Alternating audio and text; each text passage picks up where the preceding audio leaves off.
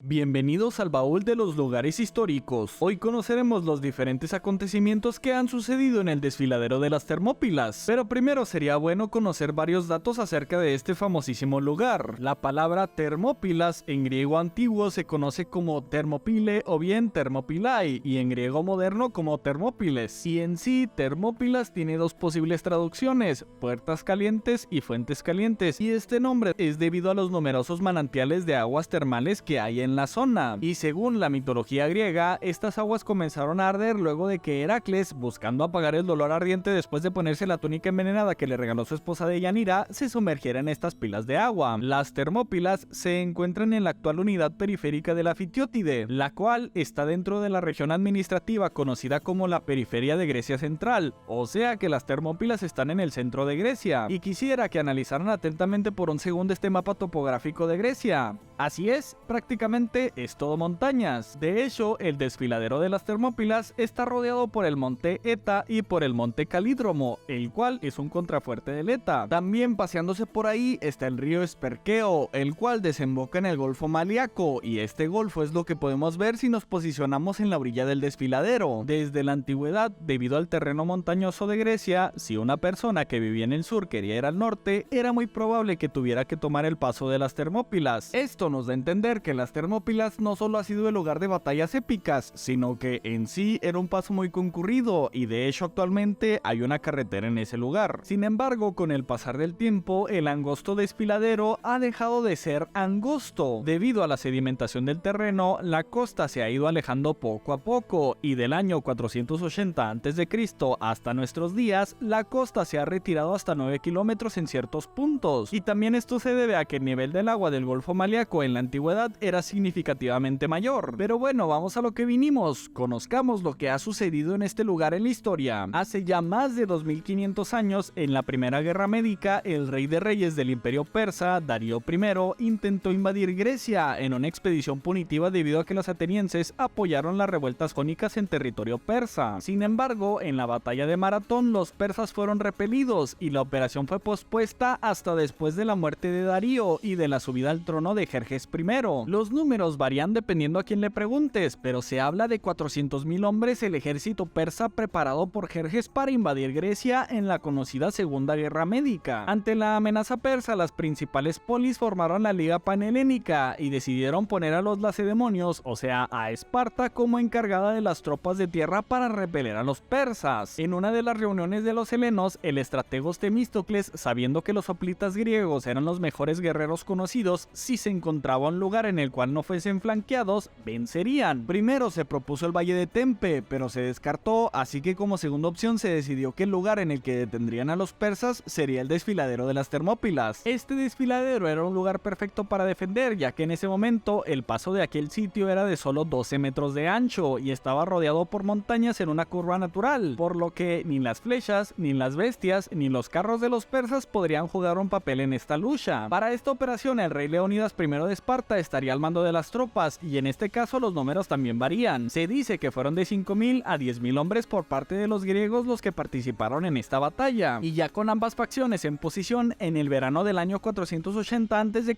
comenzó la batalla de las Termópilas. Antes de comenzar las hostilidades, Jerjes envió un emisario para negociar con Leónidas, ofreciéndole su libertad y tierras más fértiles que las que ocupaban en ese momento. Y la realidad es que esta oferta pudo haber sido sincera, porque en sí los persas no trataban mal a los pueblos que tenían subyugados, y también, en primer lugar, esta expedición punitiva iba en contra de Atenas, no de Esparta y sus aliados. En resumen, Jerjes les ofreció que si entregaban sus armas, ellos serían libres, a lo que Leónidas respondió en tono desafiante: Molón la ve, lo que significa ven y tómalas. La batalla en sí duró 7 días, pero Jerjes retrasó el ataque durante 4 días, esperando a que los griegos se dispersasen al ver la gran diferencia entre los dos ejércitos, el cual se cuenta que era de 250.000 hombres solo de tropas de tierra. Pero como vio que ni se rendían ni se dispersaban, Jerjes decidió atacar, y en las diferentes escaramuzas la falange griega se vio impenetrable. Jerjes incluso mandó a los guerreros de élite conocidos como los inmortales persas a la batalla, pero ni así lograron avanzar. Sin embargo, al sexto día, Jerjes fue informado por un pastor llamado Efialtes acerca de un camino muy poco concurrido y muy poco conocido que atravesaba el monte Eta. Este camino era perfecto para rodear el campo de batalla, ya que salía exactamente detrás de la posición de los griegos. Leónidas, que sabía acerca de este camino, para protegerlo había puesto una guardia. No obstante, dudaba que los persas lo pudieran encontrar. El rey espartano, al recibir la noticia de que los persas estaban en camino a rodearlos, licenció todo el ejército y decidió quedarse con solo su guardia de 300 espartanos, aunque otros griegos también decidieron quedarse a pelear. Y el séptimo día llegó, y todos los griegos que ahí se quedaron para detener al persa fueron aniquilados. Se dice que Jerjes era una persona respetuosa con sus enemigos, pero que el único hombre que ha llegado a molestarlo en sobremanera ha sido Leónidas, y se cuenta que en cuanto vio su cuerpo en el suelo, mandó a que lo decapitaran, lo que era una obvia falta de respeto. Y así fue como terminó la batalla de las Termópilas, con una Esparta que se quedaba sin uno de sus dos reyes y con un paso abierto por el cual los persas pudieron avanzar hasta Atenas e incendiar la ciudad. Pero no se preocupen, como quiera, los persas al final fueron expulsados de Grecia. Cerca de las Termópilas, en la ciudad de Antela, se solía reunir la Liga Anfictiónica, la cual se encargaba de administrar el templo del oráculo de Delfos y la organización de los Juegos Píticos, entre otros asuntos. Esta liga, o bien esta Anfictionía, era una organización meramente religiosa, pero poco a poco se fue corrompiendo hasta llegar a tener un gran peso político. Los asuntos religiosos en Grecia eran algo muy importante, y a raíz de esto hubo 4 guerras sagradas por diferentes sacrilegios que ocurrieron. En la tercera de estas guerras se invitó a Filipo II de Macedonia, el cual estaba en plena expansión, a ser parte de esta liga anfictiónica. El imparable Filipo, en el año 352, en la batalla del campo de Azafrán, destruyó al ejército fosidio de Onómacro y luego se dirigió a las Termópilas, donde ya lo estaban esperando lo que quedaba de los fosidios, a los cuales se le unieron los atenienses para detener a Filipo, y este, al no querer manchar su reciente victoria, decidió retirarse del lugar. Pasó el tiempo y las Termópilas siguió siendo un lugar concurrido por los macedonios en sus diferentes guerras por la supremacía de toda Grecia. De hecho, el mismo Alejandro Magno, luego de la muerte de su padre, fue reconocido en ese lugar como el líder de la Liga Anfictiónica. Mucho tiempo después aparecieron unas tribus de galos muy locas que invadieron Grecia, y uno de estos grupos de galos fue liderado por Breno, el cual en el año 279 a.C.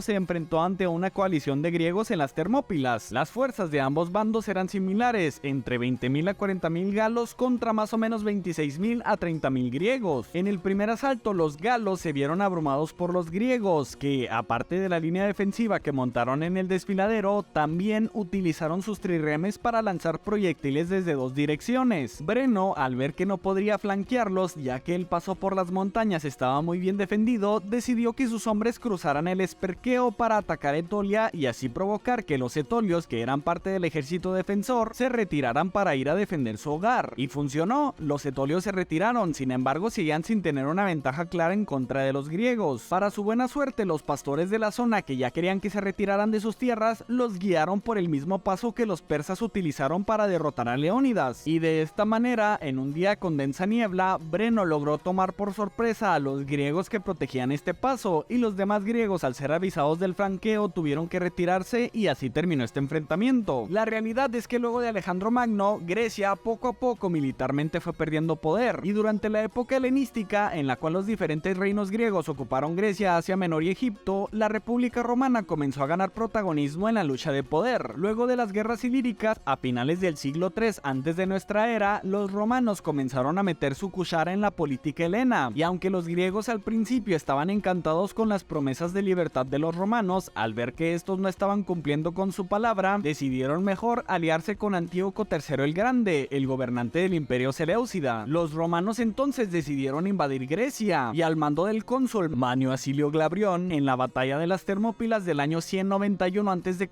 aniquiló sin muchos problemas a la coalición griega. Y ya para el año 146 a.C., Roma por fin se hizo con toda la Hélade, aunque varias islas se mantuvieron independientes hasta el año 133. Varios siglos después, en el ahora Imperio Romano, comenzó una crisis conocida como la crisis del siglo III. En esta crisis, Roma comenzó a ser abrumada por varios pueblos germánicos como los godos. De hecho, los godos, aprovechándose de la debilidad de los romanos, invadieron Grecia, y aunque no se sabe la fecha exacta, por el año 254, los godos fueron detenidos por los romanos en las Termópilas, aunque pronto volverían. En el año 267, una tribu de germanos conocidos como los érulos, en coalición con los godos y otras tribus germánicas, invadieron de nuevo la Hélade, y en esta ocasión, aunque intentaron detenerlos en las Termópilas, todo fue en vano. Los germanos vencieron y no se retiraron de Grecia hasta el año 269. Luego el Imperio Romano de Occidente cayó y solamente quedó el Imperio Romano de Oriente, mejor conocido como el Imperio Bizantino. Estos bizantinos tenían como pasatiempo pelearse contra el Imperio Búlgaro y de hecho, en la batalla del Esperqueo del año 997 cerca de las Termópilas, los bizantinos lograron poner en fuga a los búlgaros del zar Samuel de Bulgaria. Con el pasar del tiempo, el Imperio Bizantino poco a poco fue perdiendo territorio y poder y las Termópilas y toda Grecia fueron absorbidos por el Imperio Otomano. Y no fue hasta la Guerra de Independencia de Grecia que las Termópilas volvieron a tener un poco de acción. El 22 de abril del año 1821, en la conocida Batalla de Alamana, una pequeña fuerza de 1500 griegos dirigidos por Atanasios Diakos se enfrentaron a 8000 turcos. Los griegos tenían la misión de impedir el paso a los turcos que iban de camino para sofocar las revueltas del Peloponeso. Y la realidad es que la batalla parecía que iba a terminar pronto, ya que en cuanto los turcos comenzaron el ataque, muchos del ejército griego desertaron. Y cuando los turcos se dirigieron a la posición de Diakos en el puente Alamana, un compañero de armas de Diakos le rogó que huyeran para ponerse a salvo. Diakos se negó a retirarse y se quedó solo con 48 hombres, los cuales durante unas horas lograron mantener a raya a los turcos. Y aún habiendo sido herido y sin esperanzas, continuó luchando hasta que su espada se rompió y sin ninguna posibilidad de seguir peleando fue rodeado y capturado. El comandante de los turcos, Ömer Brionis, estaba intrigado por las aptitudes que Diakos demostró en la batalla y le ofreció unirse a su ejército como oficial si se convertía al Islam. Ante esta oferta, Diakos se negó rotundamente y le respondió: yo nací griego y moriré griego. Al último, Atanasios Diakos fue torturado y empalado, pero al final de todo, al final de esta guerra, Grecia consiguió su tan ansiada independencia. Ya en la Segunda Guerra Mundial hubo dos acontecimientos cerca de las Termópilas, pero como la gente que registró estos eventos probablemente solo conocían aquel famoso lugar,